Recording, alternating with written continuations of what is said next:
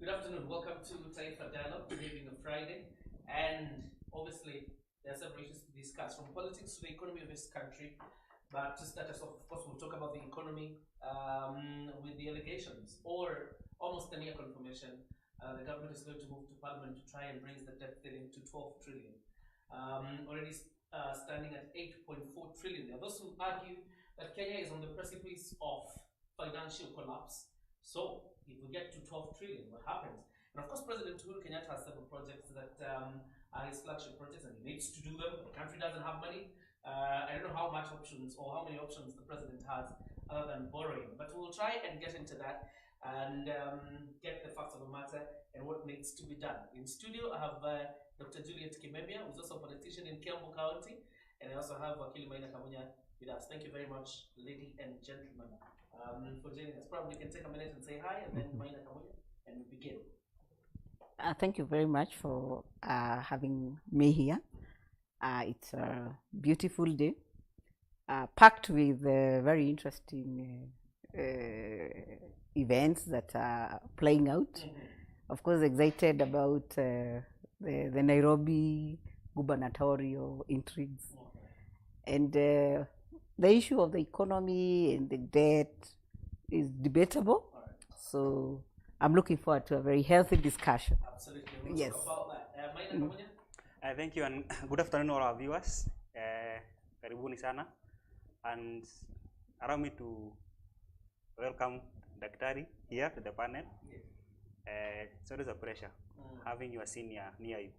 You can smell that knowledge and wisdom. Maybe it was Moses or somewhere. You also a very good, interesting day. We have seen the launch of UDA party, United Democratic Alliance. And we are hoping to see more of what is going to happen around in Nairobi County, Nairobi politics, and so on and so forth. So, Karibuni, let us try and disseminate all this information. All right, fantastic. Yeah. I'm still debating in my head whether we begin with Nairobi or we begin with the economy. Nairobi. Nairobi. Yes, I start with It's a very Nairobi. intriguing one, and then we will get into the issues of the economy. It appears like there are two factions pulling from different sides. You have one side that doesn't want a by-election in Nairobi. I don't know what fear there is. And there's another that is really angling for this contest. You're so right. And because of the two different interests, one pulling towards a by-election, the other one pulling towards a no by-election, I like looking at things from the eyes of whoever is pulling whichever direction, Yes. and also putting myself in the position that I think is recommended. To me, Nairobi has done very well ever since NMS, or ever since the then governor of Nairobi County transferred critical functions to the national government in broad daylight, and of course informed by the law. We have seen a lot of what it means to deliver, and to me, Nairobi is defining for every political leader aspiring to be a governor on what it means to deliver, and how to separate between development and politics.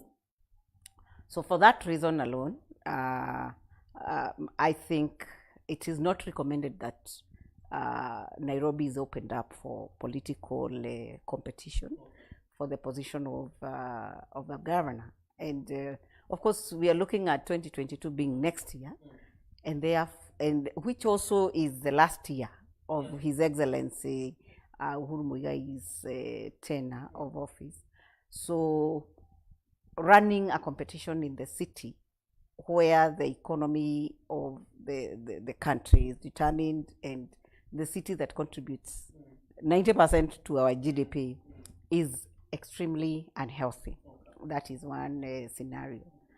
Another reason why I would not want to see competition in Nairobi is because So you've really it's taken a position that yes. you are a considered view there should be no by-election. In fact, let me tell you, today when I saw that advert from the Nairobi County Assembly that they'll be vetting Anne Kananu, I went into my prayer room and I said 3 Hail Marys, because at least there is 80% possibility that that we may not have a by-election in Nairobi, and I think it is in order. It is. I think people are tired of political competition. Of course, the ruling party that has been holding that position is clearly not speaking from the same page. They're pulling from different directions, and Kenyans, I think, don't want to see drama. It's good to talk about service delivery. Yes. Because those who say probably what the system fears is another humiliation in the city. But because you put on 2 hats, that of a lawyer and another for a political analyst. Let's do law now. Is it procedural that the process of a by-election started through the gazettement of the office of governor in Nairobi being vacant, and then all of a sudden you start pulling other wires and other strings? Now we have Anne Kananu Mwenda poised for being vetted for deputy governor, but who is she deputizing? Thank you. That was very clear when it comes to the position of governor, that of deputy governor. Yeah. And if you read the article 179 to around article 80 something of the 183, 184 of the Constitution, it's very clear. And it stipulates a situation whereby if the governor is not in office, then the deputy governor becomes acting governor. Okay. If the deputy governor is not in office, then the speaker comes in for 60 days. Yeah. But you see, when the deputy governor have a case to answer in court, and there is an existing deputy governor, then the deputy governor becomes acting, not the governor, because of the possibility of whichever way the case can go. But in the case of Nairobi, it's unique, because you don't have the deputy governor, and it's only the speaker. Yes. So what will happen, and what should have happened, is that Anne Kananu being vetted will become the deputy governor. Yes. You get the point? But in that position, because there's a vacuum in the office of the governor, she will become acting governor of Nairobi. You get the point? Because there's a case of Sonko that have to be hold on a minute. Step by step. There's no substantive governor in Nairobi. There's none. Constitutionally, Banatura is supposed to hold that office for 60 days. Yes. After which, Nairobi is supposed to go back to the polls and get a governor, purely because there's no governor and there's no deputy. The position that Anne Mwenda will be vetted for, probably this coming week, will be the position of deputy governor. To deputize who? No, you see. No, hold on. That's what I want you to explain. I can also contribute to that. To deputize who? You see, there's a vacuum to the office of the governor. In both offices. In both of the offices. Yes. And when I read that article from the county of Nairobi, it was very clear. They were giving verification from, I think, dated from 2020 there, around 17 January, when Anne Kananu was appointed to be vetted by Sonko. Then she was barred and by the court. Then here comes a case whereby the petition of that case withdraws. So it means the reason, when the court aroused that withdrawal of the case, it's clear that it permits the procedure to go on. So Anne Kananu will act as if she has just been appointed to act as a deputy governor. So she'll be coming in as an acting or as a deputy governor. Because there's a vacuum in the office of the governor, then she'll automatically chips in as the acting governor. You get the point? Obviously, the appointment, Anne Kananu Mwenda doesn't have an appointment letter because she's not vetted just yet. Yes. There's also the question of the governor who is in office right now is an acting governor for 60 days. Is he the same person that will sign the appointment letter for Anne Kananu? Of course, yes. Because as per the law, he is the one acting as a governor. Okay. But you see, the law is very clear. When you're acting governor, there are so many things that you can do. You get the point? Because the law is very clear that maybe you can't dismiss, you can't appoint to some extent.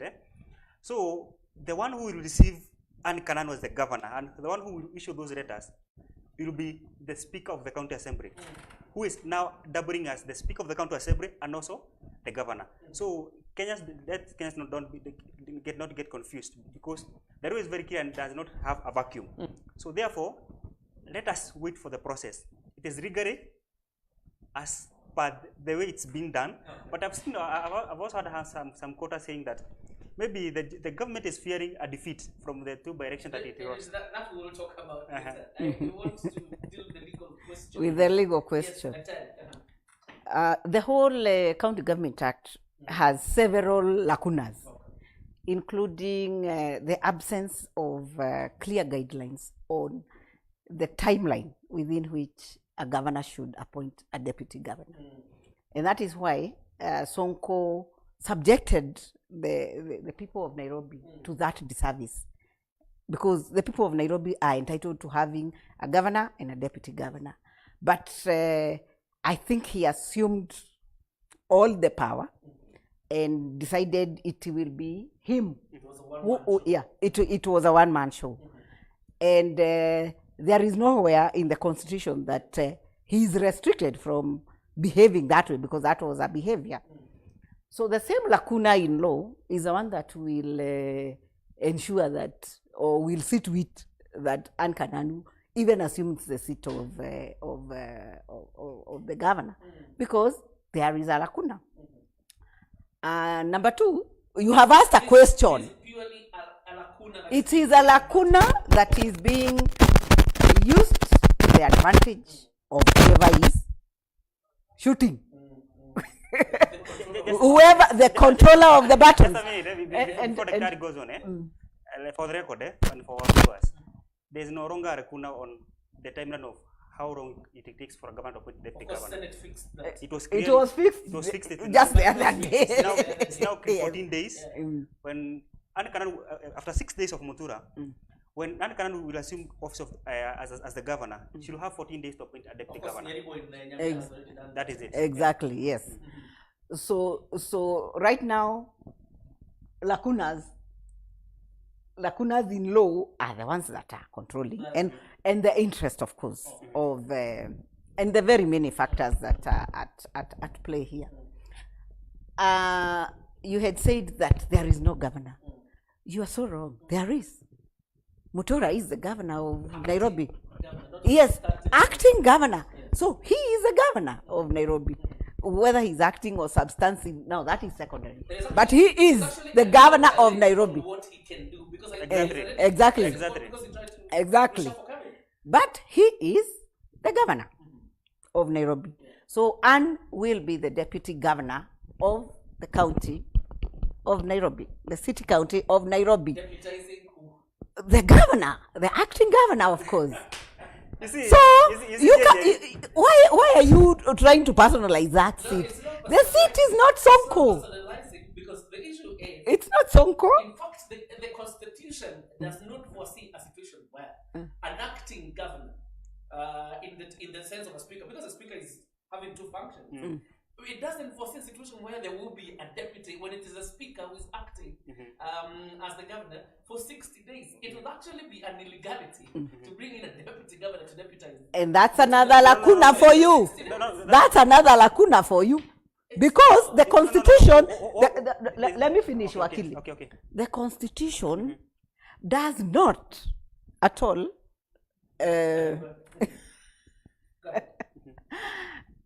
envision a situation where there is no governor or deputy governor. It envisions. It is quiet. No, it envisions.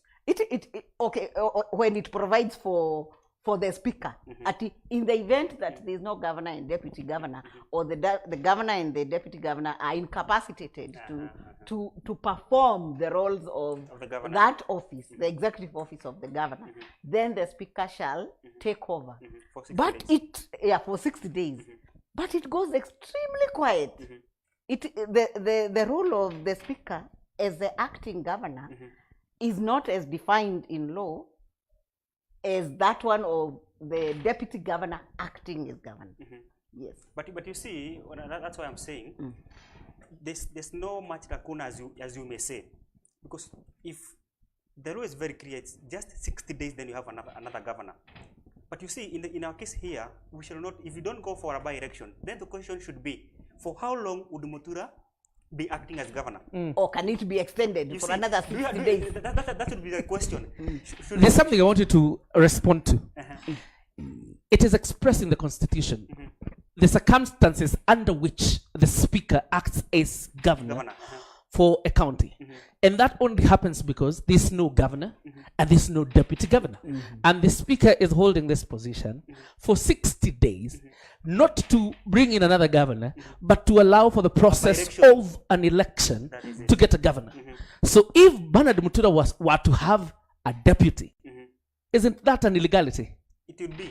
And that's why you're saying some of these things you are seeing are very important for our jurisprudence. Yes. Because there are things that have not been tested anywhere else. Okay. And it's upon us, the legal scholars, to ensure that we establish and we are able to come up with issues that, like, for instance, let me ask a question.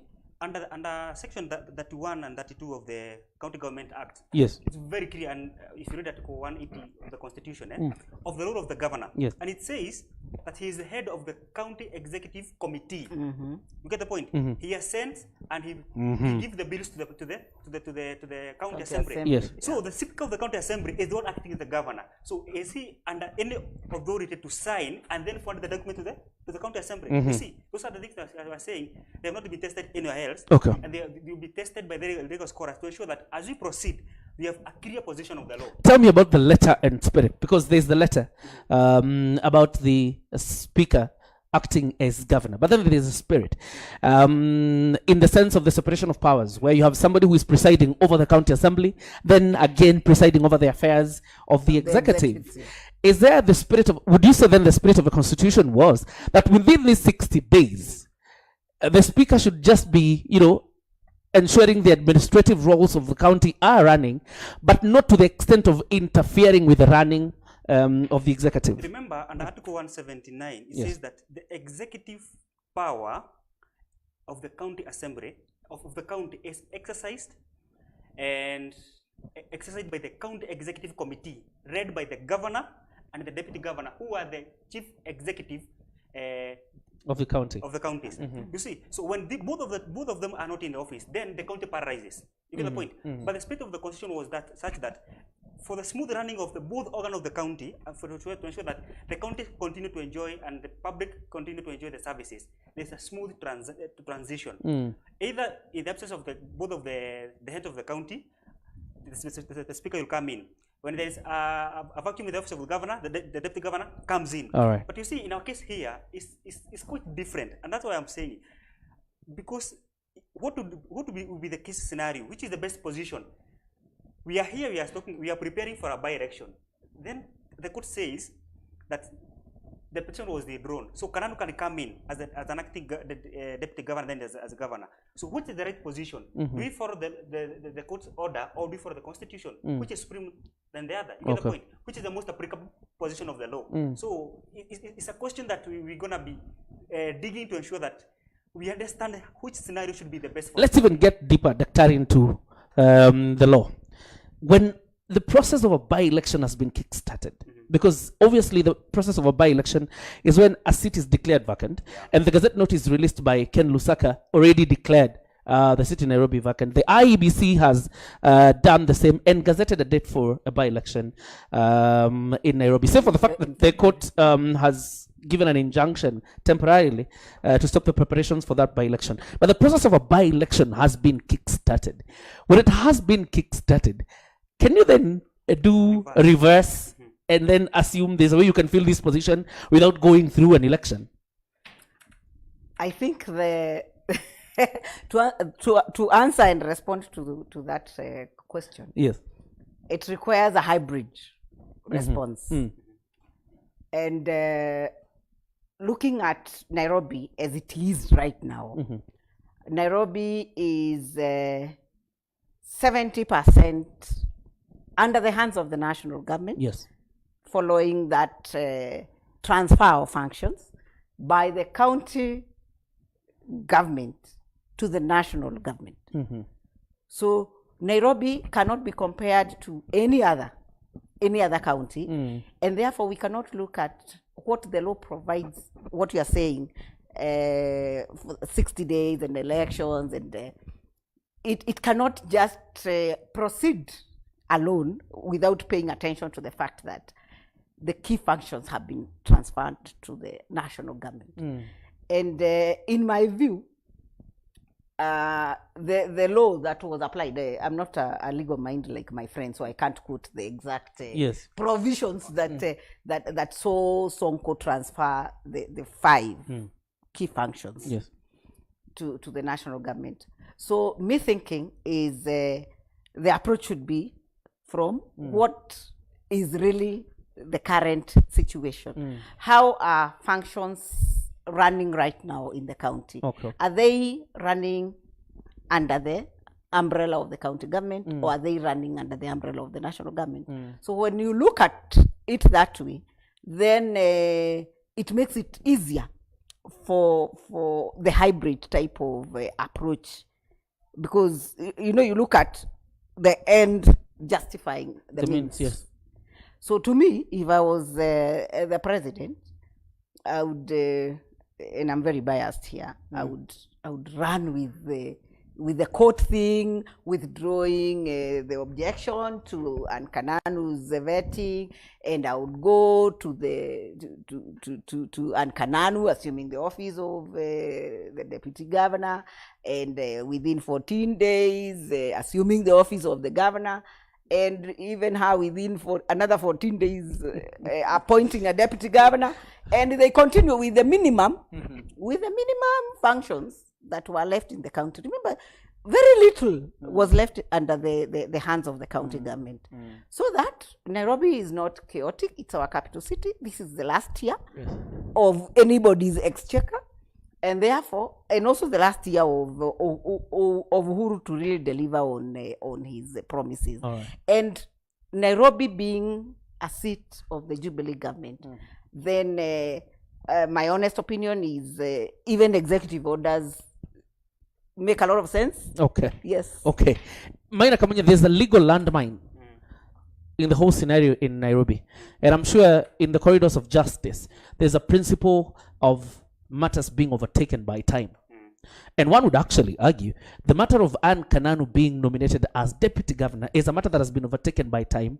Whether that challenge against her nomination has been withdrawn or not. And then you have kickstarted the process of a by-election. Is it possible to reverse those things? I think from where I sit, in my humble opinion, yes, would be this, and I would summarize the whole situation of Nairobi with a maxim that says, law does not act in vain. You get the point? So, and I think I also said this, the same maxim applied during the time when Chief Justice had said that we should dissolve the parliament. Because you see, there are so many things that comes in the by-elections. We are in a situation whereby we are complaining about money. We are complaining about focusing so much on politics other than COVID. There are so many other priorities that are to be given to Nairobi other than a by-election. You get the point? So, and therefore, from where I sit, I think it's a matter of interpretation by the court. And any judgment that have been made by that High Court regarding the withdrawal of the case of by Peter Odhiambo Agoro against Kananu, and the High Court allowing her to be vetted by the county assembly. Let's be clear. The High Court did not allow her vetting. The High Court only acknowledged that the withdrawal, the petition had been withdrawn against Anne Kananu. But it didn't tell the county assembly, you can go ahead and vet Anne Kananu. But the county assembly proceeded to do what? What happens? To plan for it. What happens? That's what I said. Yes. If you take somebody to court and the case is withdrawn, that person is reinstated as if he or she was in the correct position. So Anne Kananu leaves the court as if she was appointed yesterday by Sonko. You get the point? Yes. But she comes and finds that Sonko have already exited the office. You get the point? Now the person acting is the speaker. And just a minute. Article 179 says, The law is interesting. Article 179 says that, you see, among the appointees of the governor are the CC, the County Executive Committee, but the deputy governor is an exemption. You get the point? When the governor leaves office, and Wazir can tell you that, if the governor leaves office today, any appointee of the governor, they live together. True or false? True. I left with Waitito. but the deputy governor remains. Right. You get the point? Yes. Because he or she is an exemption. And I think that's the case that is playing in Nairobi. Hold on a minute. The deputy governor, and that is why I was asking, and there's a principle in law, you're the lawyer here, of a matter that has been overtaken by time. Sometimes the only thing you can try to get is redress from the court. That is it. But it's a matter that has been overtaken by time. In the case of Anne Kananu Mwenda, it's a matter that has been overtaken by time because she was nominated by Governor Sonko when he still was governor. 2020. Then there was an injunction against her vetting, which means she was not even vetted. Yes. All right? Then the petitioner goes to court and says, you know what? I'm withdrawing this petition. That means then Anne Kananu Mwenda was not vetted in time to take her position. And you will tell me if I'm right. Anne Kananu Mwenda was not vetted in time to take up her position. All right? And number two, the fact is, you can as well say, because she doesn't have an appointment letter, you can as well say that her nomination became null and void the day Mike Sonko exited the office. No. That's not the case. Okay. Because the appointed authority was the governor. Now he's no longer there.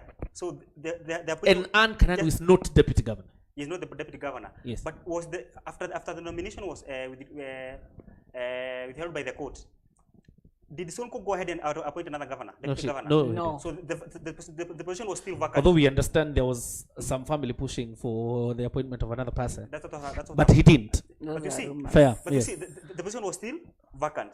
So to the extent that even when Sonko was leaving, the position was still vacant. So if Sonko had appointed another person for the position of the deputy governor, would be another case. That's when we should be saying there's a conflict of laws. How do you nominated, but she was not vetted? Then you get the point. But here, So by the time Sonko was leaving, the seat was what? the seat was vacant for the deputy The governor. seat of deputy The governor was vacant. was vacant. Yes. All right? Yes. That means Sonko had not nominated anybody else other than Anne Kananu Mwenda, who had not been vetted. But by the time Sonko was exiting, the office of deputy governor was vacant. Vacant. What is the resultant effect of such a scenario? But remember, Hold on a minute. What is it? The constitutionally? Because I don't want us to engage in legal jargon, because I'm not a lawyer myself. But what does the constitution stipulate about a situation like that one? the exit of Sonko, and I've said here, the exit of Sonko carries any other appointee of the governor with him. Yes. Once Sonko is impeached, any other appointee of the governor goes together. They go together, all of them. All right. But the deputy governor is an exemption. But there was no deputy governor. There's no deputy governor. Then that's why I'm saying The reason why Bernard Mutura is sitting on that seat Is a governor. as acting governor for a period of 60 days. After that, the constitution is clear. There is no other way around. It's an election. the question should be, Yes. as we are speaking today, the Yes. question should be, does the court order have power to reverse a decision made by any other subordinate organ? Okay. You get that should be the question, because the court have cleared that Anne Mwenda, you get the point, as per nominated then, can be verified, can be vetted by the. When? Assembly. Remember, she was nominated by Sonko, when he was the governor. But now the court have cleared her. You get the point. Now Assembly says that they can vet. Just a minute. Just so we are clear, the court did not clear Anne Kananu Mwenda. But it have proved the withdrawal. What the court did is to admit that this case has been withdrawn. Let me give you a very clear indication of what the statement was. The court, Yes. The court stated this way, that the withdrawal of this petition does not have a substantial. Because that's what the statement of the court does not have a substantial negative impact to the county. That's to the county. You get the point. If you read that the court's decision when it was approving the withdrawal of the case, so therefore the court have already had already seen or envisioned a situation whereby even if this person comes back, there's no much detriment that will be done to the county assembly or to the county government at large. That's why we're saying the question should be, the IBC had published and gazetted that the Nairobi gubernatorial seat is vacant. But now a court order comes in and says this person can be allowed to go and be vetted as the process was to be when the Sonko was the governor. Then, which is more superior than the other? Is it the decision by the IBC or decision by the court? The court is supreme. That is it. Well, it's quite an argument. Yeah. There's another angle. I didn't quite read the citations of the law that was put. Was it yesterday or today? I think yesterday. It was yesterday, late yesterday, because I saw it. It's in today's paper. Okay.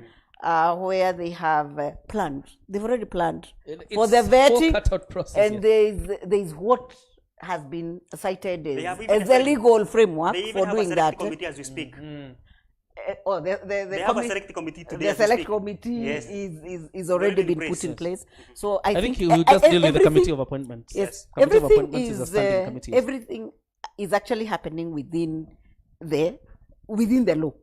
So IBC, the court, and Kananu, exit of Sonko. Right now, I think they have all been overtaken by what was put in the press today by the county assembly of Nairobi. So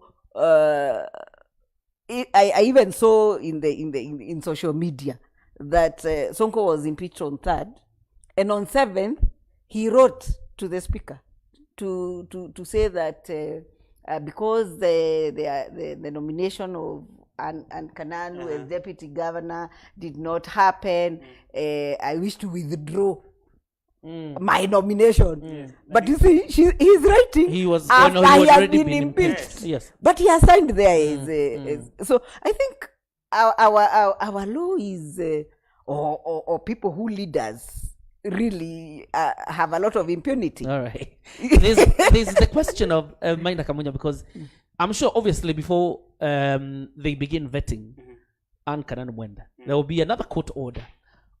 It's almost guaranteed there will be another court order stopping the process. When it halts the process, there's another court order that has stopped the by-election in Nairobi. Those orders are given to Mike Sonko. Yeah. Mutura has 60 days to be governor. What happens then if these 60 days expire before we have a by-election or before we have vetted Anne Kananu Mwenda? That's what we were saying. Let me anticipate. Yes.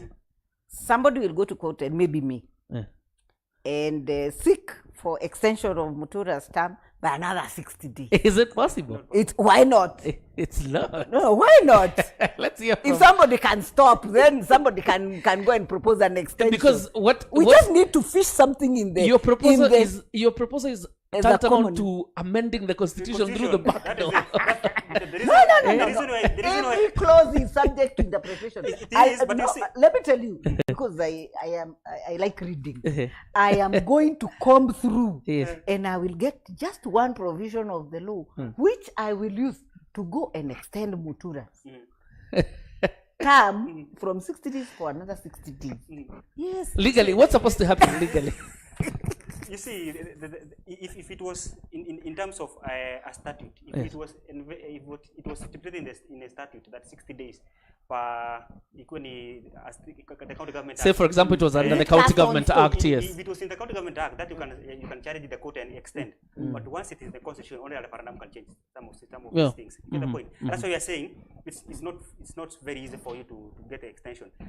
But a motion can do that because it's- the constitution had not stipulated the timelines for appointing a deputy governor, and that's why Sonko took 3 years to appoint, isn't it? Then somebody presented a motion in Senate, and Senate worked on it, and there was 14 days. a review, and there was a cap to 14 days. Sonko took advantage. Sonko took advantage of the absence of the law to Exactly. fill that position. Exactly. But the constitution now is clear on how long. But Bernard it can Mutura- still continue to be improved. It's a live document. You see, Okay, that is Daktari's proposal. What is your we interpretation? are finding ourselves in a Rico quagmire. Okay. Because you see, what would happen if the court orders that got courts to challenge the vetting of Anne Kananu are approved by the court? You get the point? Then it means before the court case is over, the 60 days of the speaker acting as the governor will be expired. So where do you find ourselves? Where will be the county? You get the point? So that's what you're saying, and maybe for the spirit of the constitution, and because the law is not there to punish people, and the courts are not there to punish us, they act because if you, I think at one we have delegated our power through to the judiciary and the executive and the parliament. I think the court will be very, very clear. Any objection that will be detrimental to the people of Nairobi, and that is full of malice. You get the point? The court will not allow. Let me give you another scenario, and correct me if I'm wrong. If we don't have a by-election in 60 days and Anne Kananu Mwenda is not vetted, can that now open the door for the full take-up of Nairobi County by the national government? Why not? Of course. That would be really nice. No. But you see, Yes. it's not nice. It's not about nice and how not. Yes. Because the law is very clear. The only person who can transfer the whole county to Nairobi is the governor. You get the point? Deputy governor and the county assembly. Do you have a governor who is able and whose signature will authoritatively dictate that you have transferred the county to national government? It's not that easy. First, thank you. There's something you have said. To me, There's that's a something- hold on a yes minute. and There's no. something you have said. There's something interesting you have said. Yes. That there's the constitution and then there are statutes. Because the surrendering of functions is contained in a statute, Yes. not in the constitution. So that means then we can use this statute. Exactly. We can use this statute to argue legally that the county government of Nairobi is completely incapacitated to deliver. And because there's a county assembly, there's a petition that can emanate from the county assembly to the Minister for Devolution, who is Eugene Wamalwa, Wamalwa, yeah. and that will allow for a take-up of the Nairobi County In totality. in totality. Of course, there's a chance for that. Yes. But then the question would be, do the acting governor have the capacity per the law to transfer those functions as per now? He will have gone. Speaker. 60 days are done. There will be no, That's what actually, I say, that's what I- actually, as you make your argument, make your argument with the something in mind, and Mutura is no longer governor at that point. 60 days are gone. Why do you want to think that? Nobody No, no, no. will let 60 Yes. days to pass. Why do you want us to think that you will get there? Personally, I don't. Exactly. Personally, I don't foresee ourselves. Nobody I'm will actually let- opening. nobody I'm will actually let it. opening your mind that this I'm could saying- actually hold on a minute. That this could actually be the script Yeah, it can't. because there are 70% functions already under the national government. In fact, NMS is under the executive office of the president. And that's There's in 70% cabinet. functions Yes. under the national government. What if the script is just the same? Have things dilly-dallying on this end, have the others dilly-dallying on this end, and then at the end of the road, Nairobi That County is not improve the functional, statutes. and it goes to the national government in full. It will be a very worst, one of the worst precedents. I mean, we're just 1 year away from an election. No. It will be a sign of a total failure of devolution. You get the point? So don't just see the situation where you can change it, you can transfer Nairobi to it. It will mean a lot. But you should clap for me. I've opened up your mind for another option. Your worries are good Yes. for our jurisprudential growth. Yes. But you see, let us think regarding and what's most applicable. And I don't think we shall get to that position of Okay. Mutula exiting before we get an acting governor. Okay. And can have a very high possibility because of the state and the court. Because I think even the courts themselves have and if you remember the one of the things that was quoted by Joe Kidongo during the presidential election, the reflection of presidential election in 2017. Yes. She was clear to say that sometimes you have to look at the impact of the law to the society. You get the point? Because the law does not act in vain. Yes. Law is there to serve Kenyans. So anything that would bring suffering to the people of Nairobi would bring marriage or any court order that if it will be full of marriage that will act against the people of Nairobi. The court can't allow that. You get the point? So let's wait for the process to take place. Okay. But I'm sure it shall not get All right. done before we get Let's an wait acting for government. events. Let's to wait for the events to unfold. Let them unfold. unfold. But at the heart of it, Daktari, and you will hear so many political pundits arguing the same, is about the deep state and system fearing another confrontation and humiliation in the hands of the other guy. You know who I mean by the other guy. In the hands of, and of course In the hands of the other guy. today I watched his the nomination certificate for Nairobi gubernatorial was being given to the other guy's candidate, Yes. and there was pump and dance, and Yes. there was all these now this seat we are getting it, Yes. and we are delivering a Musabweni in Nairobi. Yes. So yes and no, Nairobi will be a determinant of the future of that new nation. And those people that don't want it. And those people. Yes. So the people who are there are running those who ticket want to don't test. want it. You know the dipstick. Yes. Is it called dipstick? Yes, the dipstick in the car. Yes. The dipstick in the car. Yes. There are those who want to test. Uh-huh. How much can we koroga, the so-called deep state, and that will be our springboard to assuming the big office. So all scenarios are true, current and possible. All right. Later, Kamunya, there was somebody who was, and I had this somewhere, that if the system, because Nairobi really doesn't have so much to do with the deep state. Let's talk about the system, and particularly President Uhuru Kenyatta and Raila Odinga, that if they allow this by-election, it will be a direct coronation of Bishop Margaret Wanjiru as governor Nairobi, and this is something they don't want. Personally, I would not look things from that perspective. I would ask myself a question as a Kenyan, and a person who also have an interest in Nairobi. We have removed Sonko, we have impeached Sonko because of inability to deliver. Get the point? So then we ask ourselves a question. Among the candidates being fronted from any side of the political divide, do they have the capacity to deliver? Yeah, Philip Kisia. Fronted by? The Moses Kuria's party. Yes. Party. Yes. But you see, Philip Kisia, does he stand any chance to win Nairobi? Does Margaret Wanjiru have the capacity to deliver? That's one of the questions, that critical question that should all of us ask. But coming to your question, okay, I said from the beginning that we have a vehicle here whose conductor... Your own party was fronting Dennis Waweru. You see, and that's why I'm saying, yes. we had a Kagore. Kagore. We are in a vehicle here. Yeah. The conductor and the driver have two different destinations. Two different destinations. One is focused so much on the legacy, other is so much focused on succession. But let me tell you something. But the one on the driver's seat is not the conductor. But you see, unless you're saying co-driver. Gari judge your conductor. Eh? How loud he is. How loud he is. The moment that itajana tuende. So this one is talking and about how Kawangware. Lakini naona sasa yule conductor tuko naye hapa. Anaitia watu Kawangware na basi inaenda Kayole. You get the point. So we are in a very, very unfortunate situation that where a person is a principal assistant to the president is now working against the president. But you see, and he have succeeded in some way because he have won some by-elections in Sabweni and Gaturi and it was Naivasha. Lakeview, Naivasha. And the state or the deep state and or the system as you call it is very much aware of this. And the question is, our candidate Dennis Waweru and Kagore, do they stand any chance against the candidate fronted by the other side?